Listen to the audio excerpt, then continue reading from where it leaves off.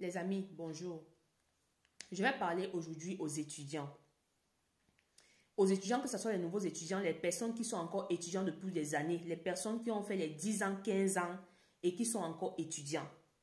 Je vais prendre leur cas pour éveiller les nouveaux étudiants qui viennent d'arriver en Italie ou qui sont encore en train de suivre, de finir leur parcours. Je vous avais parlé une fois du fait que quand vous arrivez en Europe, concentrez-vous sur vos études et oubliez un peu l'argent. Quand tu arrives en Europe, que tu es venu pour étudier avec ton visa étudiant, ta priorité, c'est d'abord finir tes études. Le travail ne peut pas être ta priorité. Je vais m'expliquer.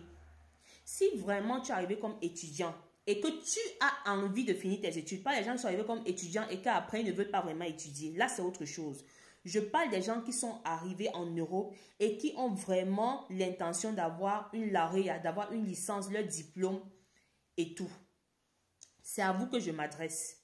Quand vous arrivez ici, s'il vous plaît, ne prenez pas le travail, vous faites de votre priorité. Vous risquez, vous courez le risque de ne jamais finir votre école. Ils sont nombreux ici dehors qui sont arrivés parce qu'ils couraient derrière l'argent pour envoyer les gros téléphones au pays, pour faire ceci, pour mettre les gros vêtements, acheter les grosses voitures. Jusqu'aujourd'hui, 15 ans, 10 ans en Europe, ils n'ont jamais pu finir parfois les parcours de 3 ans.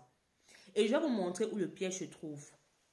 Quand vous quittez de l'Afrique, vous êtes quitté de l'Afrique avec la bourse d'études, avec le visa études. Quand vous arrivez de l'Afrique et que vous êtes ici en Europe, en Italie, je vais prendre le cas de l'Italie. L'Italie où il y a le système de bourse d'études. Quand tu as la bourse d'études, parfois tu vis au studentato. Le studentato, c'est la maison des étudiants. Quand tu es au studentato et que tu as le système de la bourse, en général, pendant ton parcours d'études, tu ne payes pas le loyer. Ok? Ton loyer est payé. Et si peut-être ton loyer coûte 300 €, dans le 300 € là, il y a toutes les factures, eau, électricité et tout. Donc, tu ne sens pas le poids en fait sur toi parce que ce n'est pas toi qui payes. Tout ça, c'est géré par la bourse. Le piège dans lequel beaucoup sont tombés, c'est que quand elles arrivent ici et tout, elles sont au studentato, au lieu de se concentrer sur les études, elles tombent dans les jobs de travail.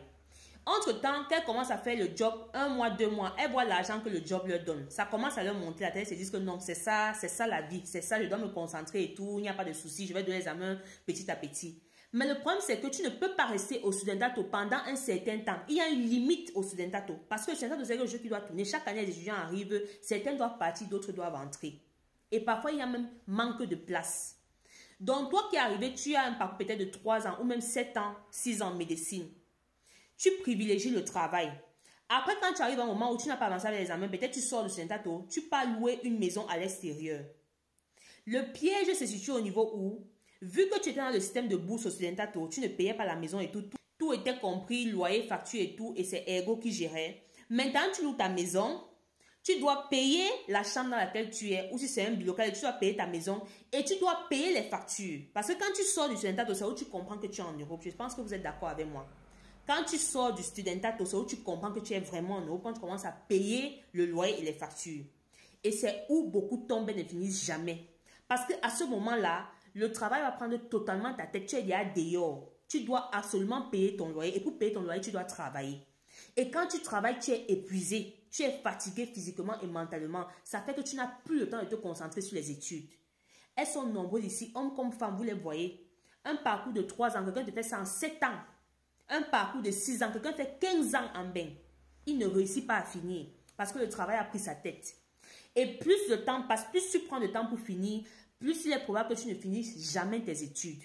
Donc faites attention quand vous arrivez ici à trop courir derrière l'argent. L'argent ne fuit pas. C'est pas ça le problème. Quand tu arrives et que tu veux finir tes études, concentre-toi sur tes études. Même si tu fais un job, on demande que les étudiants fassent 20 heures par semaine de travail ici. Au maximum 25 heures encore ça peut aller. Mais plus que ça, tu vas te noyer.